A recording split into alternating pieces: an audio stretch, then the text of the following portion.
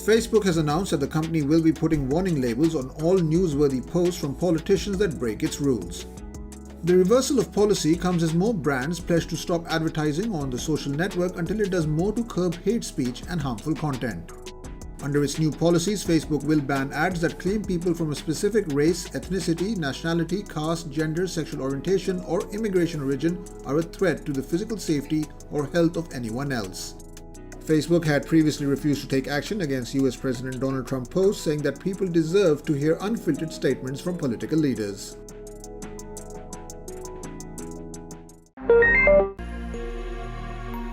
The United States Justice Department is reportedly planning to launch an investigation into Apple over its App Store policies that require many app makers to use the company's payment system.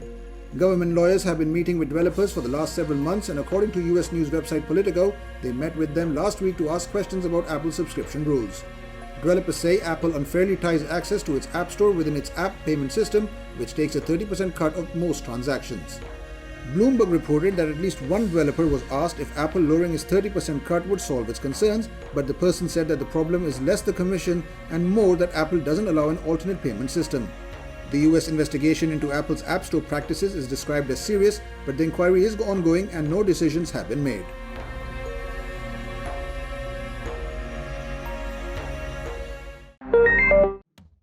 Microsoft has announced that it is permanently closing its 83 offline stores and will instead focus on its online store at Microsoft.com, where customers can go for support, sales.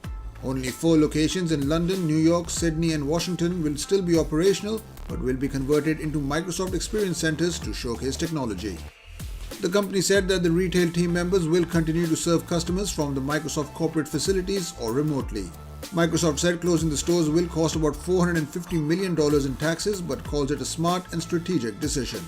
The recent COVID-19 lockdown has made things even harder for offline stores, forcing many to re-evaluate their offline strategy.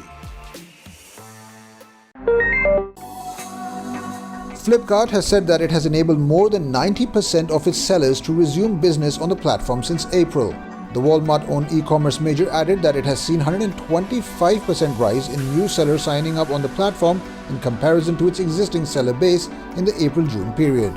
According to its statement, local micro, small and medium enterprises in Uttar Pradesh, Maharashtra, West Bengal, Delhi and Tamil Nadu showed maximum interest in taking their businesses online. These sellers, Flipkart said, operate in various categories including women's clothing, personal care, food and nutrition, home improvement tools and baby care products.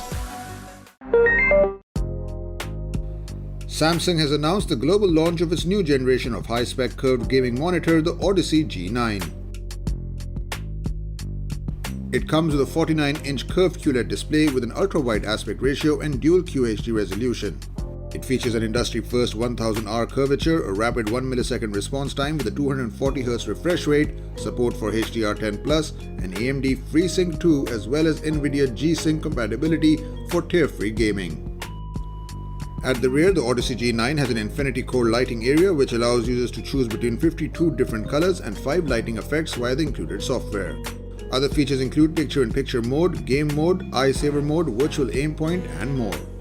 The gaming monitor also features one HDMI port, 2 DisplayPort inputs, a 2-port USB 3.0 hub, and a 3.5mm audio output jack. The monitor is available for purchase on Samsung's website for $1,699, but there's no word on Indian availability.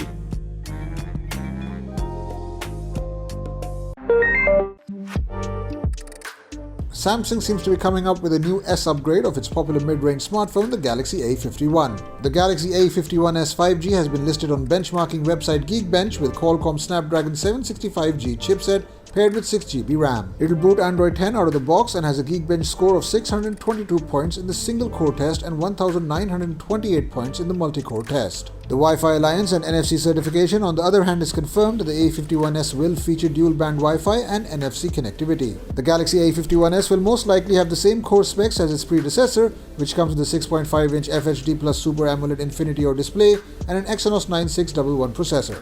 The A51 has a 48-megapixel quad-rear camera setup, a 32-megapixel selfie snapper, and a 4000 mAh battery with 15-watt fast charging.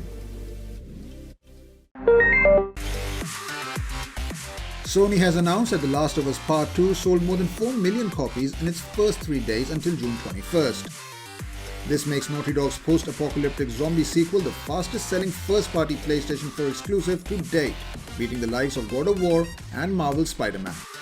The survival game is set 5 years after the events of the first game, but the concept remains largely the same. It gives users control over teenage girl Ellie, with emphasis on melee and stealth combat to defend themselves from infected enemies.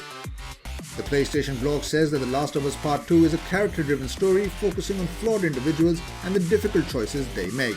It can be purchased from the PlayStation Store in India for 3,999 rupees.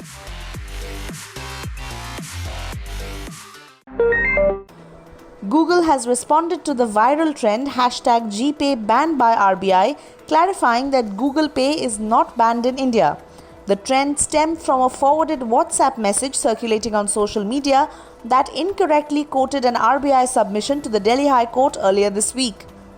A PTI report earlier this week quoted the Reserve Bank of India as stating that Google Pay does not operate a payment system in India and hence does not find a place in the list of authorized payment system operators published by the National Payments Corporation of India. Google has responded to RBI's submissions, stating that it's a legal operator in India and users' money is as safe as it would be on any other payment service platform.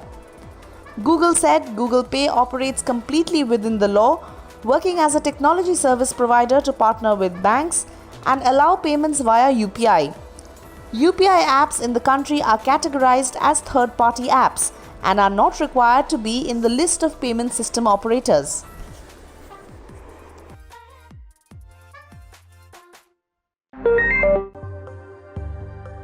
Space agency NASA has released a time-lapse of the Sun spanning over 10 years, created from data collected by the Solar Dynamics Observatory. According to the space agency, SDO captures an image of the Sun every 0.75 seconds and over the past 10 years has gathered 425 million high-resolution images. The stunning video captures the star closest to the Earth in all its activities, including its influence on the solar system and transiting planets. It condenses the images in the form of 61-second video.